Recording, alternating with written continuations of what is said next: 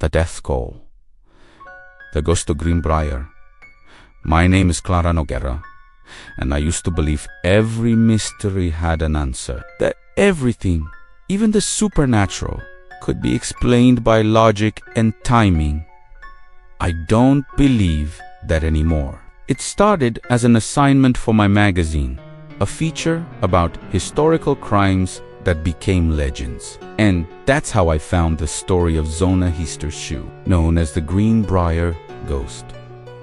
In 1897, Zona was found dead in her home. Her husband, Erasmus Shue, said she had fallen down the stairs. The doctors signed the death as childbirth complications, and the town moved on. But weeks later, Zona's mother claimed her daughter's ghost appeared at her bedside 4 nights in a row, describing how her husband had broken her neck. The mother told the sheriff the body was exhumed, and she was right. Her neck had been snapped.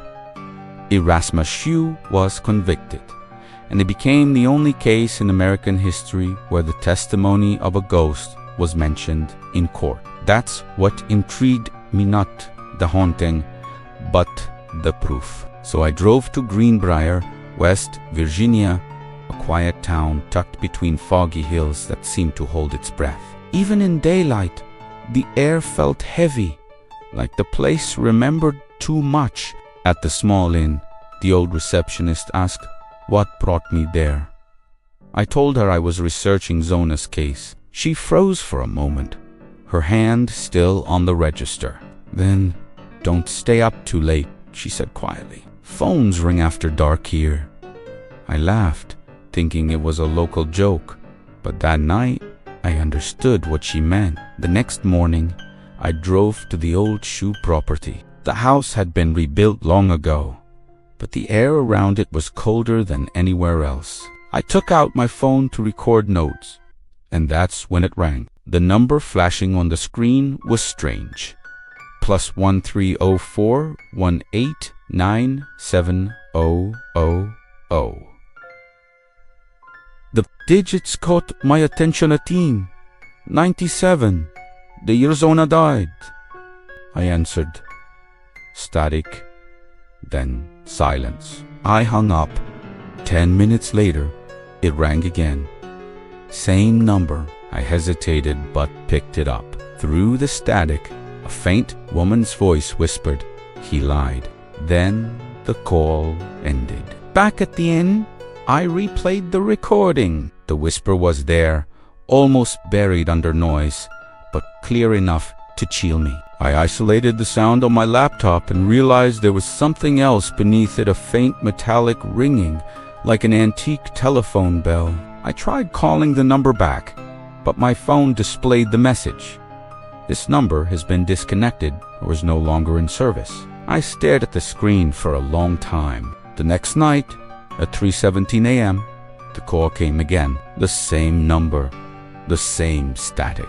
But this Chimmy voiced was stronger, closer. "He broke her neck." I felt the blood drain from my face. That detail, the broken neck, wasn't in the public record. Only the coroner's notes mentioned it, and those weren't online. Whoever was calling knew something they shouldn't.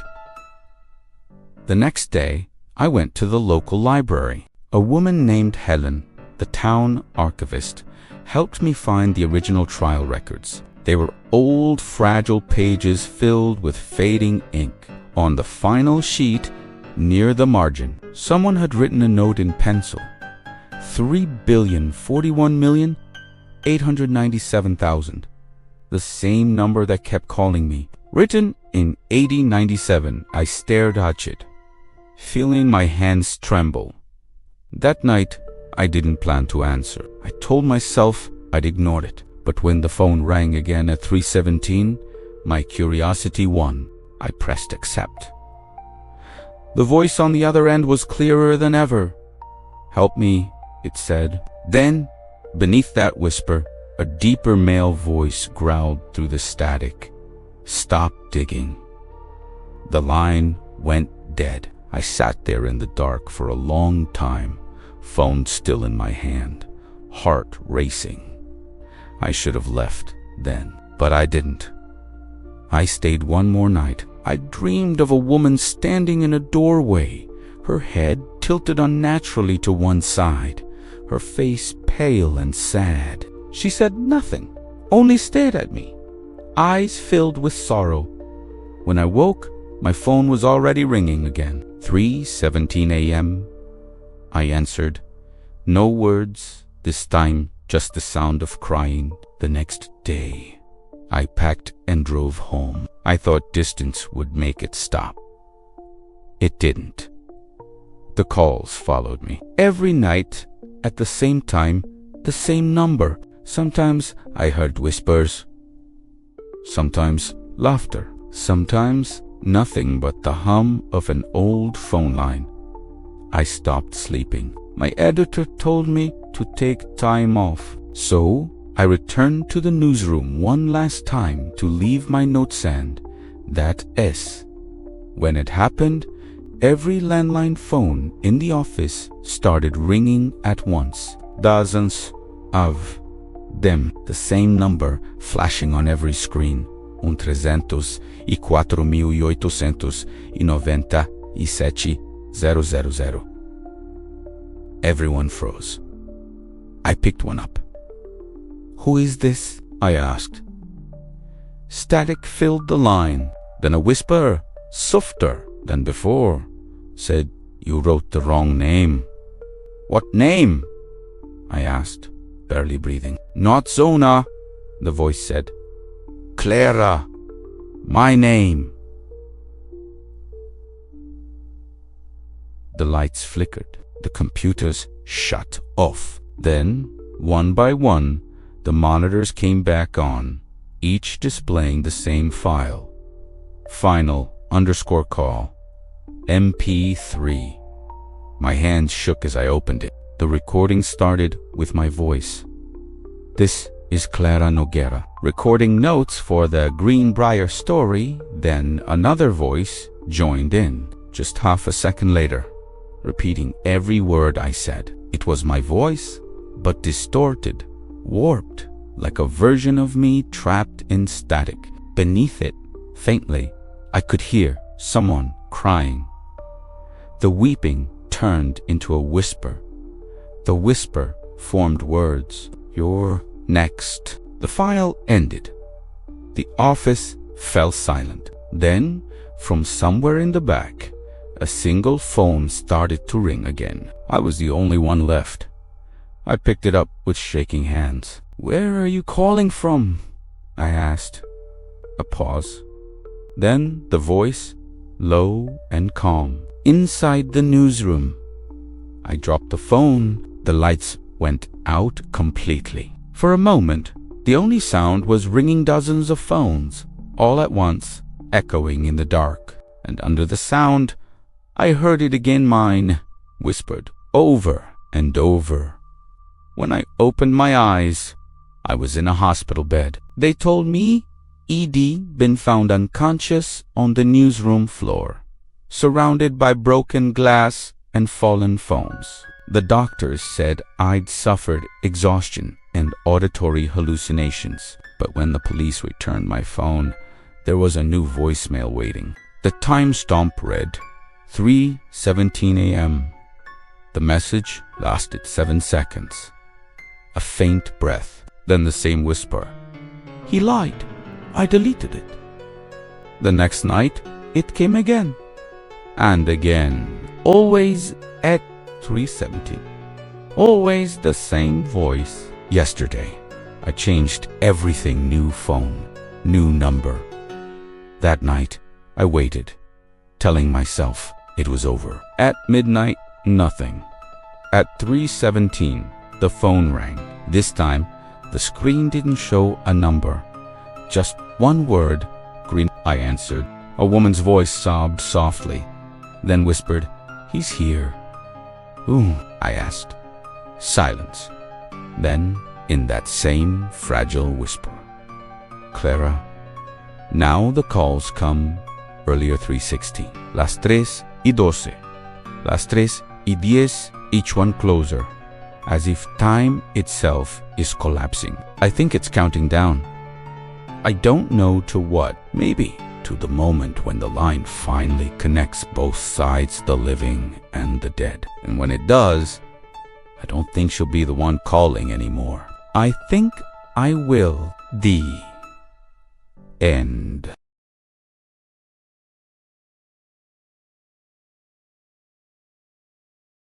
The Hospital of Voices, Waverly Hills Sanatorium. My name is Raphael Mort, and this was supposed to be another routine shoot, another forgotten place turned into a story for television. But Waverly Hills wasn't just another abandoned hospital. It was a place that remembered. A building that breathed, and I think, in some way, it still does. I had been hired to film a documentary series about historic hospitals in America. Stories of science, hope, and loss. Waverly Hills Sanatorium in Louisville, Kentucky, was our first location, built in the 1920s. It was once a beacon of hope during the tuberculosis epidemic. Over 6,000 people died there. Today, it's called one of the most haunted places in the world. To me, that was perfect marketing. I arrived late in the afternoon when the sun was sinking behind the hills. The building stood at the top, like a watchtower, tall, gray, and silent. Its windows looked like hollow eyes staring down at the world below. The air was still, yet it felt like the whole place was holding its breath. The caretaker, a quiet man named Clint, met me by the rusted gates. "If you're going to film after dark," he said, "don't go alone." I laughed, trying to lighten the mood. "Come on, ghosts don't talk to documentarians."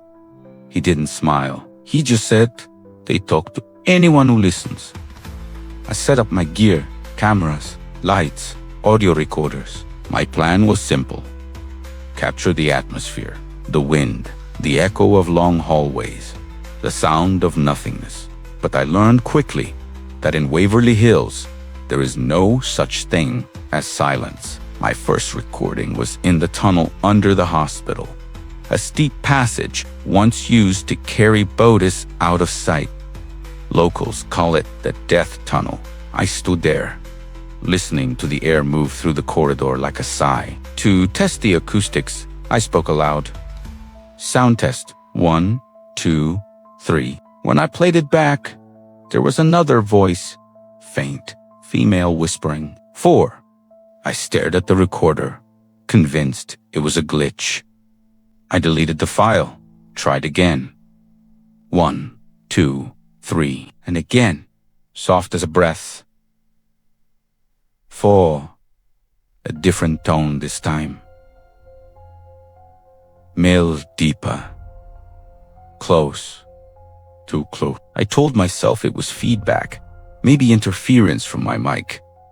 But the sound, it had weight, like a whisper meant for me. But upstairs, I met Clint again for an interview. He told me stories about patients who'd seen shapes in the hallways, about nurses who swore they heard their own names called from empty rooms. I didn't believe a word of it. But while he spoke, I noticed the red light on my recorder blinking.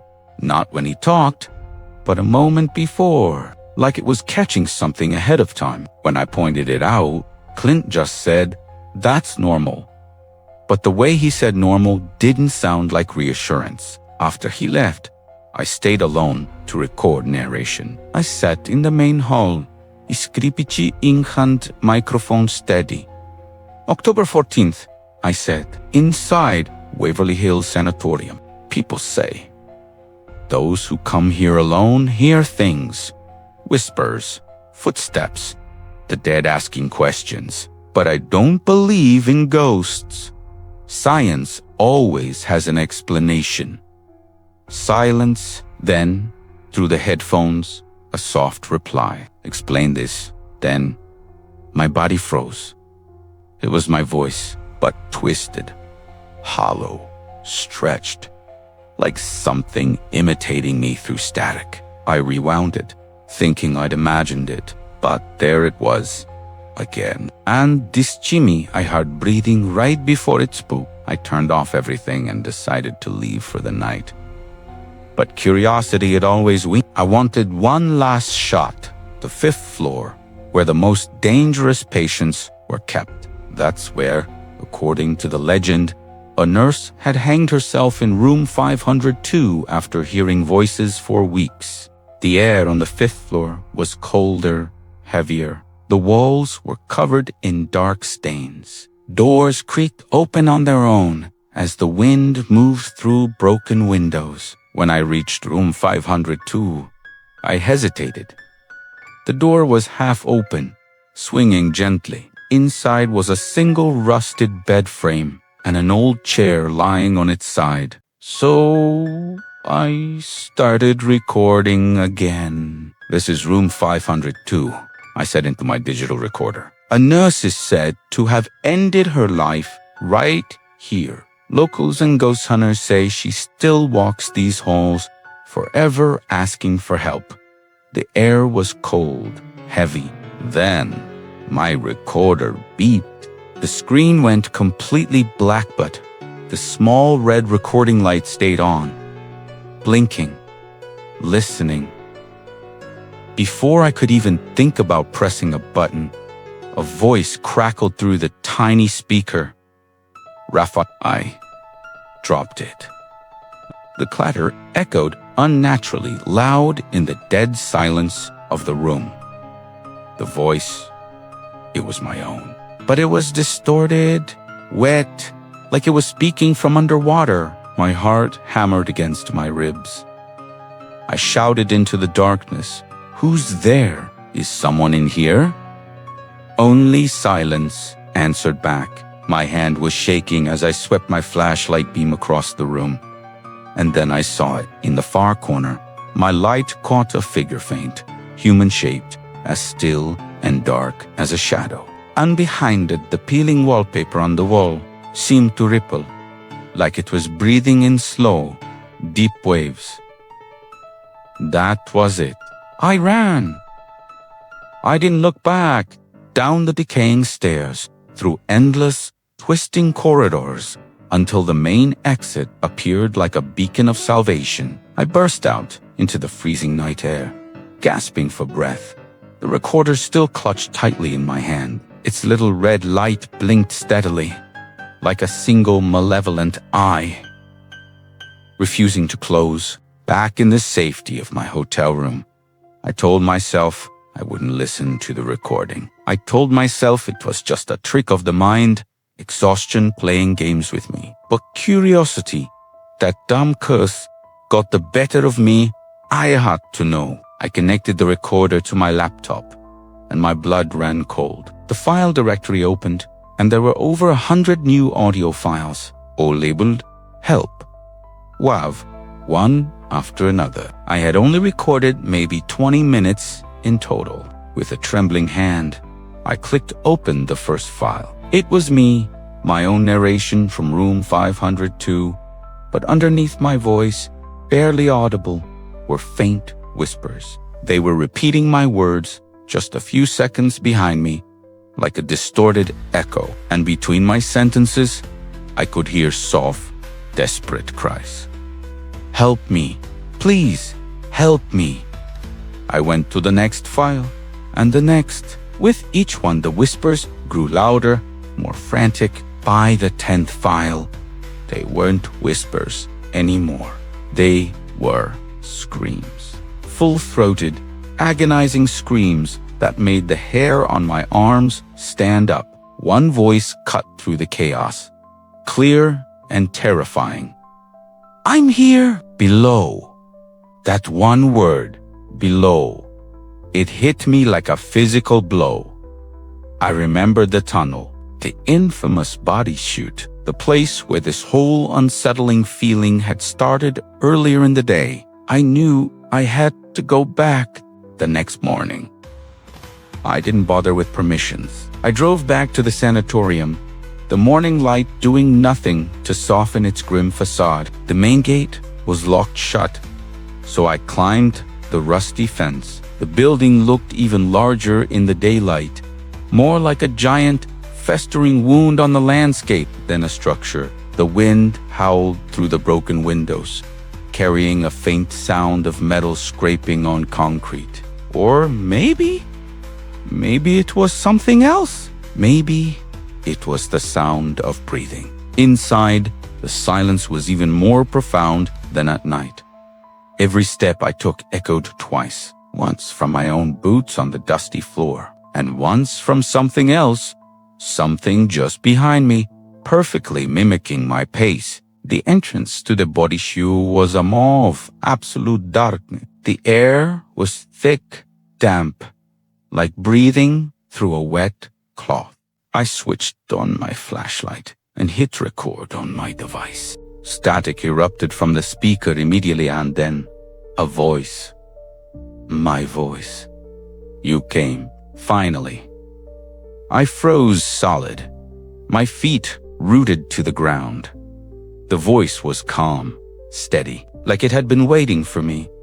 For a long, long time, my flashlight beam cut through the oppressive dark, and further down the tunnel, something glimmered on the ground. Hesitantly, I walked toward it. It was another recorder, identical to mine. It was covered in a thick layer of dust and grime, but a faded label was still readable. Rua Moreira menos 10, dividido por 14. The date of my shoot. My name. My date. I reached down and picked it up. As my fingers touched it, its red LED light flickered on by itself. A file began to play automatically. It was my voice again, but this chimey, it was shaking, filled with pure, unadulterated terror. If you're hearing this, get out.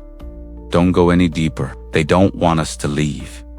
They talk, and we listen. We listen until we become one of them. And then a loud, metallic clang echoed from behind me. I spun around. The tunnel wasn't empty anymore. The shadows were filled with shapes, barely visible, human outlines formed from dust and stale air. They weren't moving, but I could hear them breathing. All of them in perfect, horrifying rhythm. With me, I ran. The tunnel erupted with voices dozens, hundreds of them all overlapping, all calling my name. Raphael. Raphael. And one voice, louder and closer than all the rest, whispered right in my ear. You recorded everything, Rafa. Now, it's your turn to answer. The next thing I remember, I was waking up in a hospital bed. The fluorescent lights were blinding. A nurse told me a night guard found me unconscious just outside the sanatorium gates. The doctors diagnosed it as extreme exhaustion and dehydration. They said I kept whispering answers to questions that no one was asking. I just told them it was stress from the project, but I knew better. I knew what I had heard. 2 days later, after being discharged, I received a package in the mail. A small, padded envelope with no return address. Inside, there was a single, small flash drive. On it was a label, written in what was unmistakably my own handwriting. Final take. My hands shook as I plugged it into my computer. A single file appeared on the screen. voice_final.wav. I braced myself and clicked play. I heard the sound of footsteps on a gritty floor, heavy breathing. Then my own voice come, professional, just like when I started a shoot, October 14th. I'm inside the Waverly Hills Sanatorium, and then, just beneath it, a second voice began speaking. The same tone, the same rhythm, the same cadence as my own. Only it said something different, it said, and I never left. The audio file ended with a laugh. My laugh. But it didn't sound like me anymore. It was hollow, empty. Now, every night, at exactly 3:17 a.m., my digital recorder on my nightstand turns itself on. Always the same time. Always recording what should be silence. But when I force myself to listen back, there's always something there. A faint whisper, sometimes a distant cry, sometimes that hollow laughter. And lately, there's a voice that sounds exactly like mine, calmly answering questions I don't ever remember asking. Last night, I woke to the familiar click and hum of the recorder starting up through the static. A clear voice said, "You came back," and before I could stop myself, I heard my own voice whisper back into the darkness of my room. Yes. The little red light blinked. Then a new voice spoke from the recorder, clear, close, and horribly certain. It was my voice, and it said, "Welcome to Waverly Hills. Thanks for watching. And if you enjoy exploring the darkness with me, be sure to like this video and subscribe to the channel. Stay safe out there."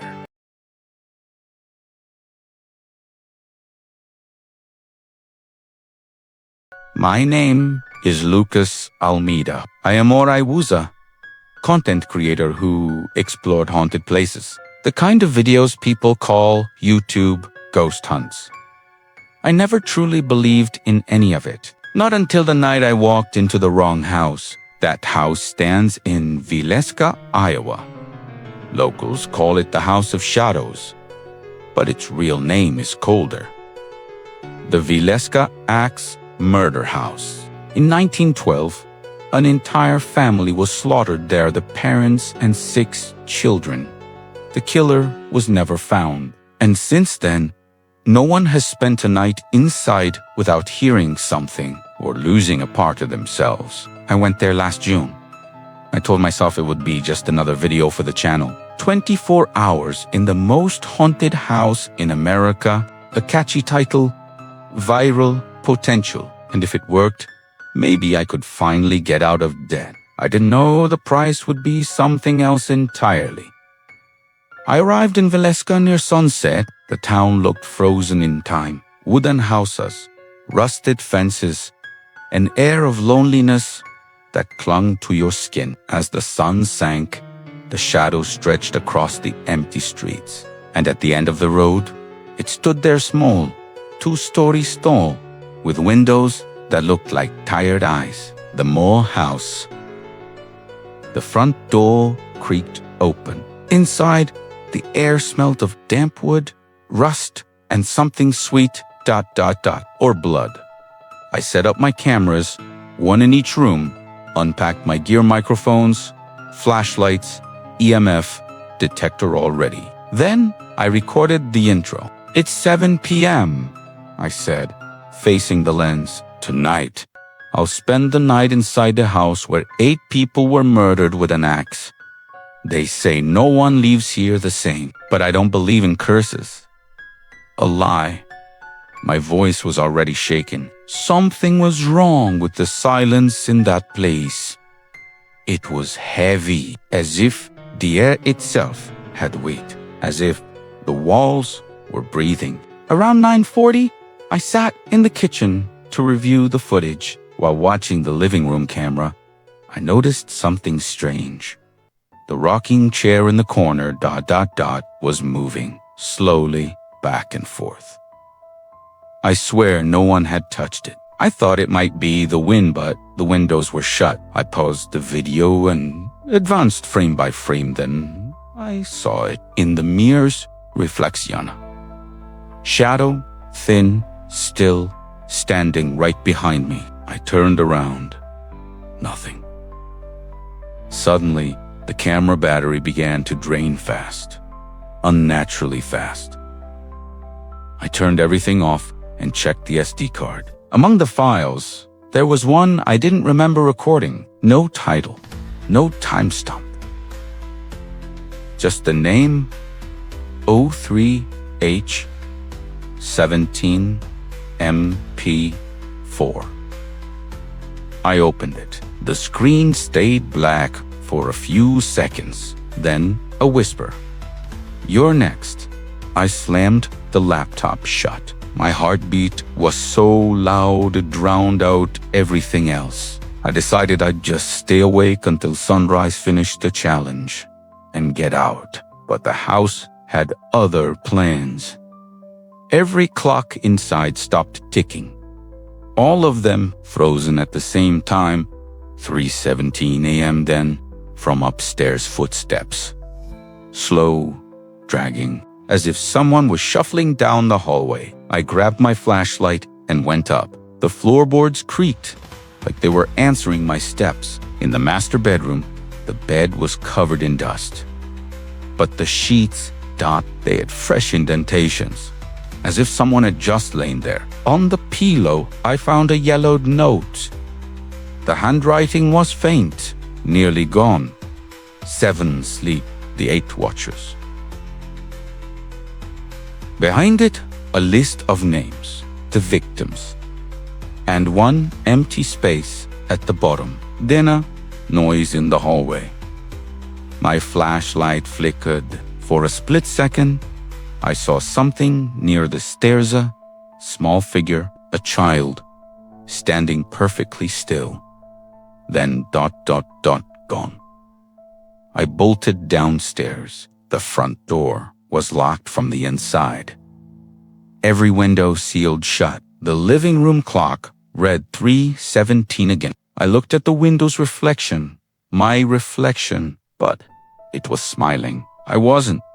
Back in the kitchen, I tried to convince myself it was all in my head. I turned the camera back on to document everything. When I hit play, the footage showed me walking upstairs, but I was standing right there in the kitchen. The recording was showing something that hadn't happened yet. On screen, I was holding the note, ... and behind me, someone was raising an axe. I shut the camera off, panic clawing up my throat. Then the old rotary phone on the wall rang. 3 slow rings, then silence. I picked up a faint, distant voice like someone whispering through a tunnel. "Did you finish the video?" I dropped the phone and ran through the living room, into the hallway, again and again, but every door led back to the same place, the same corridor, the same sounds, the same breath that wasn't mine. Then I saw it, the rocking chair, right in the center of the room now. And on it an axe, old, rusted, stained. Etched into the blade was one word, more. I picked it up. I don't know why. Maybe my body wasn't my own anymore. Maybe something was guiding me. The camera in the corner turned on by itself. In the feed, I was standing still, staring at the ceiling. Behind me, shadows. Many of them. I remember the voices. Children laughing, a woman sobbing, and a man praying his words, cracked, broken. Then, nothing. I woke up outside. It was morning. Police lights flashing. A neighbor said they heard screaming during the night. They found me lying in the grass, face covered in dirt, the axe beside me. I don't remember leaving the house. I don't remember anything after 3:17. The police took my cameras. Days later, a detective called.